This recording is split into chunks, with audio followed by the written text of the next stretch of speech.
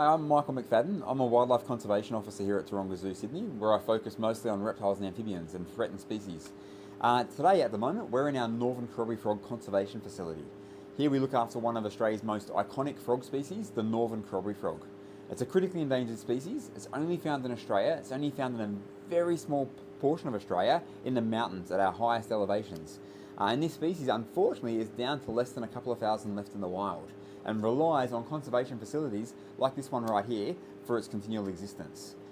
Here in this facility, at the moment, we have about 600 Northern Corroboree frogs, which is about maybe between half and a third of what's left in the wild. So here we capture a great proportion of the genetics of this species here in this facility. So the species we have here in this facility is the Northern Corroboree frog. It has a closely related cousin, the Southern Corroboree frog. They both look pretty similar. They have similar kind of patterns, but you'll see on this frog here, the yellow is a little bit more kind of towards lime green. It's got a bit of green in the yellow. The Southern Corroboree frog, on the other hand, has a bright yellow coloration. So they're very similar frogs. They only look a little bit different. They both occupy the same kind of habitats, and they're both impacted by chytrid fungus the same, unfortunately. In the wild, the Northern Corroboree frog's down to the last couple of thousand individuals. The Southern Corroboree frog is even more at risk. The Southern Corroboree frog, at the moment, the only sites it occurs at in the wild is our reintroduction sites. So the species would actually be extinct without the conservation breeding programs being utilised to supplement wild populations, and also to release frogs with our partners, our New South Wales threatened species officers, into disease-free enclosures down in Kosciuszko National Park. In the wild, this species occupies habitat at high elevations, some of our more higher elevation sites in Australia. This species is found up at elevations that are between usually about 1,000 and 700 metres elevation. So in Australia, that's some of our highest peaks. Australia is a pretty flat country, but at those elevations, that's where we get snow throughout the winter months. And this species is actually found during the winter months, is found under the snow. They chill right down, and this facility here, being an insulated facility with refrigeration on it, we drop this facility down to about 4 degrees Celsius during the winter months, which means effectively this facility becomes a fridge.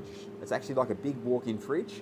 The frogs bunker down. They won't eat for that whole period. They won't eat for about 3 months. They disappear into the moss, and then they come back up again as soon as we start turning the temperatures up, and that's when they start feeding again. Now, the reason that this species is endangered in the wild, there's a few different reasons. But the primary one driving this species towards extinction is a disease. It's called chytrid fungus. It's a disease that's present in Australia. It's present in the Americas. It's actually spread all around the world, and it's wiped out about, we think, between at least 50 species. It's caused the extinction of, and there's hundreds of species that it's impacted on greatly. And unfortunately for this species, the Northern Corroboree frog, they have very little resistance to the disease. So when they get it, they get quite sick. Their little hearts stop beating because of the electrolyte balance in their system. So their sodium and potassium levels drop, their hearts stop beating, and unfortunately they die. For the Northern Corroboree frogs, there's a couple of other threats too. One you may have very well heard of in the past is climate change. For this species, they lay their eggs in little moist terrestrial nests, so moist nests on land, not actually in the water. And they rely on the early snowmelt or autumn rains to flood those nests. In dry years, when it's dry and hot, unfortunately those waters don't come, so often the eggs or the tadpoles dry up and die. So these days we're getting more and more extreme droughts and extreme flooding, and unfortunately for this species, during those years, sometimes no eggs get through tadpole stage to metamorphosis. So climate change is another threat to the species, and there's other things too, like introduced species such as deer and horses, pigs, there's invasive weeds, but disease and climate change are two of the big factors for this species. And unfortunately, with increasing fires, the bushfires that we had in Australia back in 2019-2020 is one of the reasons we actually built this facility. When the bushfires happened, the remaining populations of the Northern Corroboree frog were under severe threat. About 70% of the remaining, so 7 out of every 10 populations remaining of this species got impacted by the bushfires. Hence, we got funding to build this facility. We started up setting up more of an insurance colony for this species. And now we're in a position where we've got a really broad genetic range of this species, and we're able to breed them here at the zoo for reintroductions back to the wild to try to bolster wild populations and get this species surviving and breeding on its own again. Now, if we look around this facility, there's a few different things you'll see. You'll see lots of these little containers, and every one of these little containers is full of frogs. And in some of these containers, like the one I'm opening right now, in this little container, you can see 4 little frogs in there. Those frogs in there are 20 years of age. So these ones were bred at the start of 2005. So they're 20 years old.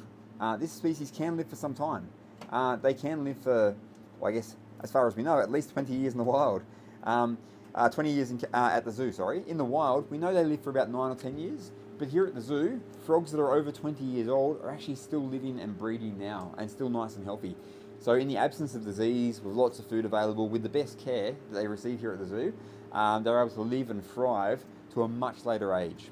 So in all the middle tanks you see behind me here, there's about 50 to 70 tadpoles in each of those, and they're ones we're rearing through. They're ones that were bred here at the zoo, and we're rearing them up for reintroduction back to the wild. In the top and the bottom tanks are ones where we've collected eggs from different sites in the wild. We're actually rearing them here to contribute towards the insurance population. So all of the insurance population here at the zoo comes from eggs that were collected from the wild initially. We've never actually collected frogs, we've just taken a small proportion of eggs from different nests from throughout the range to closely genetically manage the species and make sure we've got a really broad mix. For a species that's on the brink of extinction, the more genetic diversity you have in the population means the more options they've got to evolve and adapt long term. They'll be able to produce resistance for disease on their own. They'll be able to adapt to changes in the climate and so forth long term. So we have a good genetic range. Here in these middle tanks, the tadpoles that you see in the image, these are the ones here were bred at the zoo, and we're rearing them up to metamorphosis. You can even see one of those little ones in the back there. He's actually developed his front and his little back legs, so he'll come out of that tank over the next day or two. And then these little ones will be reared up to about 1 year of age, and we'll reintroduce them back to the wild. We do have an active reintroduction program for this species. We've done everything in an experimental fashion. So we've done releases of different life stages, so of eggs, of juvenile frogs, of adult frogs, just to determine what technique works the best. We've also released them in different seasons, so we've released some frogs in spring and some frogs in autumn, just to determine what frogs survive better. And every time we release these frogs, the frogs with their colourful pattern that you'll see in the images and the footage of them, they've got beautiful yellow and black stripes, and their belly's got yellow and black blotches, but each one's like a fingerprint. So each frog is individually, we're able to tell them apart. So of all the 600 frogs in this facility, we're able to tell them all apart quite readily by their pattern. So when we release these frogs to the wild, we take photos of their back and their belly, and then years later, when I find them on the nest in the wild, when we're doing our monitoring, I can actually work out, this one was from the spring release of 2014, or this one was from an adult release in 2020. And that allows us to fine-tune the technique to make sure we get the best reintroduction, the best survival from reintroduction as we can, to give this species the best chance of surviving in the wild long term that we can. So in these little tanks, we've been pulling out the little tadpoles as they develop their front legs. At that stage, they're going through metamorphosis. And when they go through metamorphosis, the tadpole fully physically changes into a frog. It develops legs, it loses its gills and develops lungs, it loses its suctorial kind of mouth part disc and develops an actual carnivorous little mouth. Its whole digestive system changes from a long vegetarian digestive system into a short carnivorous gut. So they go through that process of change.